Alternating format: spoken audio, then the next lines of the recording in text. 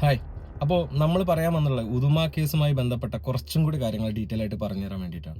ഈ ഉദുമ കേസിൽ 5ഓളം വരുന്ന പ്രതികൾക്ക് വേണ്ടി വാദിക്കുന്ന ഒരു വ്യക്തിയാണ് ഹാഷിം എന്ന് പറയുന്ന വമ്പ്രാണി എന്ന് പറയുന്നവനും, അതേപോലെ ഫൈസൽ മൂസ എന്ന് പറയുന്നവനും, അതേപോലെ ഹാഷിം CK എന്ന് പറയുന്നവനും, മറ്റുള്ള അനേക ആളുകളും. പക്ഷെ ഇതിന്റെ പിന്നിൽ കളിച്ച പല കളികളിലും, അല്ലെങ്കിൽ ഇതിന്റെ പിന്നിൽ കളിച്ച പല പല പല പല കളികളിലും ഇവർ വ്യക്തമായ ഗൂഢാലോചനയുടെ ഭാഗമായിട്ടാണ്. അതിനുള്ള ഒരു ചെറിയ ചെറിയ തെളിവുകൾ ഞാൻ നിങ്ങൾക്ക് ഹാജരായി തരാം.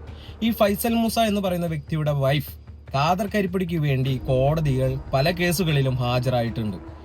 ഈ ഉദുമ കേസ് കൃത്രിമമാണ് എന്ന് ഇവർ പറയുന്നുണ്ടെങ്കിൽ പോലും, ബാക്കി എല്ലാ ആൾക്കാരും കൃത്രിമമാണ് എന്ന് പറയുന്നുണ്ടെങ്കിൽ പോലും, എങ്ങനെയാണ് ഈ ഉദുമ കേസുമായി ബന്ധപ്പെട്ട പ്രതികളെ സഹായിക്കുന്ന വ്യക്തിയുടെ വൈഫ് ഈ ഖാദർ കരിപ്പൊടി എന്ന് പറയുന്ന ഒളിവിലിരിക്കുന്ന ബോൺ ക്രിമിനലായ, കാസർഗോഡ് ജില്ലയിലെ ബോൺ ക്രിമിനലായ ഖാദർ കരിപ്പൊടിക്ക് വേണ്ടി കോടതിയിൽ ഹാജരാകുന്നത്?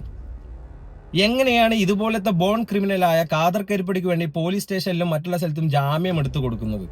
ശത്രുവല്ലേ? ശത്രുവിനെ ജാമ്യം എടുത്തു കൊടുക്കും. എന്തിന്റെ പേരിലാണെങ്കിൽ പോലും ഒരു പ്രദേശത്തെ യുവാക്കളെ എല്ലാം ഒരു കെണിയിലാക്കിക്കൊണ്ട് വളരെ മോശമായി ചെയ്ത് അവരുടെ ജീവിതം തന്നെ തുലാസിൽ വെച്ച് കളിച്ചുകൊണ്ട ഒരു കേസ്. ഈ കേസിൽ ഇവർക്ക് വേണ്ടി, അല്ലെങ്കിൽ ഈ കേസിനെ മറ്റൊരു രീതിയിലേക്ക് വളച്ചൊടിക്കാൻ ശ്രമിച്ച ഖാദർ കരിപ്പൊടിക്ക് പോലത്തെ ഒരു ബോൺ ക്രിമിനലിന് വേണ്ടി ജാമ്യം എടുത്തു കൊടുക്കുന്നു, കോടതിയിൽ ഹാജരാകുന്നു, എന്നെ ഇതിൽ ഉൾപ്പെടുത്തുന്നു. എന്താ പറഞ്ഞിട്ടാണ് ഉൾപ്പെടുത്തുന്നത്? ഫൈസൽ മൂസ, നിങ്ങൾ ഗൾഫിൽ നിന്ന് ആരെങ്കിലും വിളിച്ചു കഴിഞ്ഞാൽ നിങ്ങൾ ഇങ്ങനെ തന്നെ പറയണം. എങ്ങനെയാണ് ഞാൻ പറയേണ്ടത്? ഇതുപോലെ പറഞ്ഞാൽ മതിയോ ഫൈസൽ മൂസ? ഇനി എങ്ങനെ വ്യക്തമാക്കി പറയണോ? ഇതുപോലെ നാടകം കളിച്ച് പല പ്രതികളിൽ നിന്ന് നിങ്ങൾ പണം പിരിച്ചതിന്റെ എല്ലാ എവിഡൻസും നമ്മുടെ കയ്യിൽ ഭദ്രമായിട്ടുണ്ട്.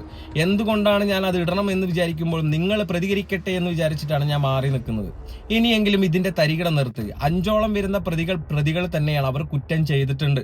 തുഫൈൽ ആണെങ്കിലും, റിയാസ് ആണെങ്കിലും, അസ്രഫ് ആണെങ്കിലും, മറ്റൊരാളാണെങ്കിലും എന്തായാലും നിങ്ങൾ തെറ്റ് ചെയ്തിട്ടുണ്ട്.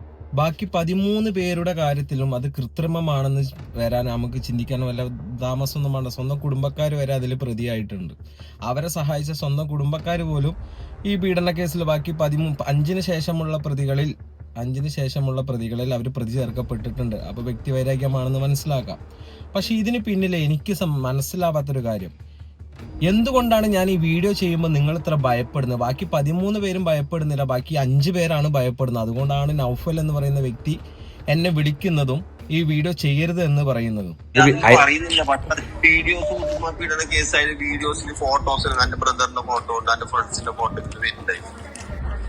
അതിപ്പോ മുഴുവനാക്കുമ്പോഴല്ല അത് എന്തിന്റെ വീഡിയോ എന്നുള്ളത് നിങ്ങൾക്ക് മനസ്സിലാവുള്ളൂ.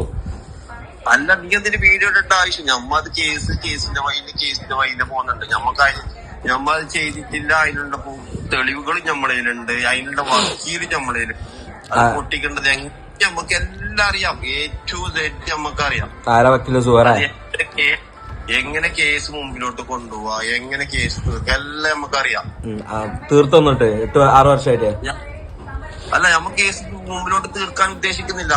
ഇല്ല, ഞമ്മക്ക് ഇല്ല. അത് മല്ല തന്നെ പോയിക്കോട്ടെ, ആ രീതിയിൽ തന്നെ പോയിക്കോട്ടെ. ഓ, തീർക്കാൻ ഉദ്ദേശിക്കുന്നില്ല. അല്ല, ഞമ്മ തീർക്കാൻ ഉദ്ദേശിക്കുന്നില്ല. കോടതി തീർക്കാൻ തീർക്കാൻ പറ്റും.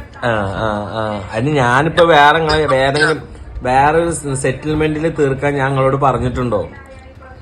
ഞാൻ സെറ്റിൽമെന്റിൽ തീർക്കുന്നതല്ല. നീ എന്തിന്റെ വീഡിയോ ഇടുന്ന? നീ ആർക്കോ വേണ്ടി ഇതിന് കളിക്കുന്ന കളി പോലെയാണ് നമുക്ക് ഫീൽ ആകുന്നത്. ഞാൻ ആർക്ക് വേണ്ടി ചെയ്യാനാ പൊന്നെ?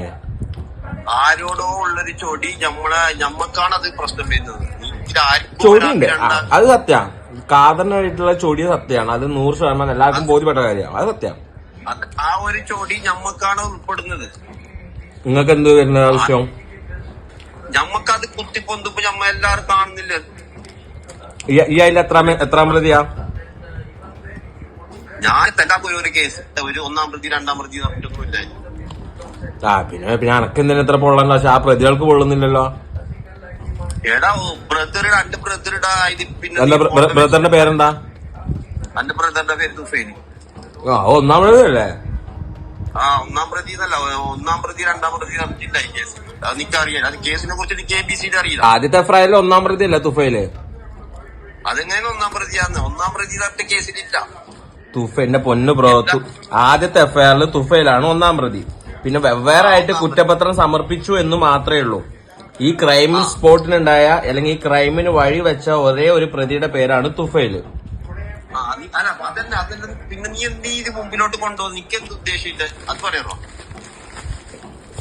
എന്റെ ഉദ്ദേശം മനസ്സിലായില്ല ബ്രോ. ഇല്ല, നിന്റെ ഉദ്ദേശം എന്ത്? എന്റെ ഉദ്ദേശം എന്താണ് നിങ്ങൾ ഉദ്ദേശിച്ചത് എന്താ കാര്യം നമുക്ക് മനസ്സിലായില്ല. ഈ വീഡിയോ ഇടാനുള്ള കാരണം എന്തെന്ന് ഇതില് കുറെ തെളിവുകൾ എന്റെ കയ്യിൽ കിട്ടി. അപ്പൊ എനിക്കത് പോസ്റ്റ് ചെയ്യണം എന്ന് തോന്നി.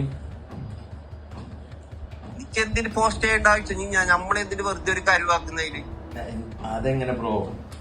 നമുക്ക് പിന്നെ നീ അപ്പൊ നിങ്ങളോട് എനിക്ക് പറയാനായി ഇവർക്ക് പേടി എന്താന്ന് വെച്ചാൽ എന്റെ സ്വഭാവം വെച്ച് ഏതൊരു സംഭവത്തിനെ പറിച്ചും അതിന്റെ ഉള്ളിലെ ഗൂഢാലോചനകൾ ഞാൻ ഓരോന്നായിട്ട് പുറത്തു കൊണ്ടുവരും. എനിക്ക് അങ്ങനെ ഒരു വൃത്തികെട്ട ഒരു സ്വഭാവമുണ്ട്. അത് ഭയപ്പെട്ടുകൊണ്ടും അല്ലെങ്കിൽ ഈ സംസാര വിഷയം നാട്ടിലൊരു ചർച്ചാ വിഷയമായി മാറുമോ എന്നുള്ള ഒരു പേടി കൊണ്ടുമാണ് ഇവർ എന്നെ സ്റ്റോപ്പ് ചെയ്യാൻ ശ്രമിച്ചത്. ചിലപ്പോൾ നാളെ എന്റെ പേരിൽ ആഷിം പോയിട്ട് കേസ് കൊടുത്തിരിക്കാം. കാരണം ആഷിമിന് അങ്ങനെയൊക്കെ പരിപാടി ഉണ്ടല്ലോ. പെണ്ണുങ്ങളെ വെച്ച് കേസ് കൊടുപ്പിക്കാം, അല്ലെങ്കിൽ മറ്റുള്ള അനേക പോലീസിനെ വെച്ച് പൈസ കൊടുത്ത് കേസ് കൊടുപ്പിക്കാം. എന്നാലും ഞാൻ ഭയപ്പെടുന്നില്ല.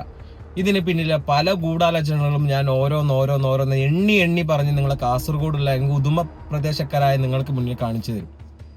ഈ കേസുമായി ബന്ധപ്പെട്ട് പണപ്പിരിവ് നടത്തിയിട്ടുണ്ട് എന്ന് പറയുന്നതിന് വ്യക്തമാക്കുന്ന തെളിവുകൾ എന്റെ കയ്യിലുണ്ടായിട്ട് ഞാൻ ഹാജരാക്കാത്തതിന് കാരണം എന്തെങ്കിലും ഇവർ എനിക്കെതിരെ ഒരു വീഡിയോയുമായിട്ട് വരുമ്പോൾ അന്ന് ഇത് പൊട്ടിക്കുന്നതിന് വേണ്ടി മാത്രമായിട്ട് മാറ്റിവെച്ചതാണ്. ഇപ്പൊ താൽക്കാലികമായിട്ട് നൗഫലും ഞാനും സംസാരിക്കുന്ന ഒരു റെക്കോർഡ് നിങ്ങൾക്ക് കേൾപ്പിച്ചരാം. അത് കേട്ടതിന് ശേഷം എന്താണ് നിങ്ങൾക്ക് മനസ്സിലാവുന്നത്? കേസുമായി ബന്ധപ്പെട്ട് ആരാണ് ഈ പീഡന കേസിനെ ഭയപ്പെടുന്നത്? ഈ 5ഓളം വരുന്ന പ്രതികളാണോ, ബാക്കി 13 പ്രതികളാണോ ഇതിനെ ഭയപ്പെടുന്നത് എന്നുള്ളത് നിങ്ങൾ ശരിക്കും ആലോചിച്ച് നോക്കി തീരുമാനമെടുക്കുക.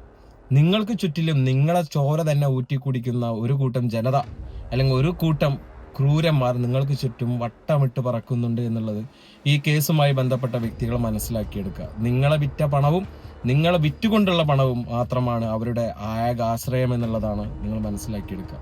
അല്ലാണ്ട് നിങ്ങളോട് എനിക്ക് യാതൊരു ദേഷ്യമില്ല, അവരോട് യാതൊരു ദേഷ്യമില്ല. ഇതിനെ പിന്നിലെ ഗൂഢാലോചനകൾ ഓരോന്നായിട്ട് ഞാൻ പുറത്തു കൊണ്ടുവരും. എനിക്ക് അത്രയേ ഉള്ളൂ. ഓക്കെ, അപ്പോൾ ശരി.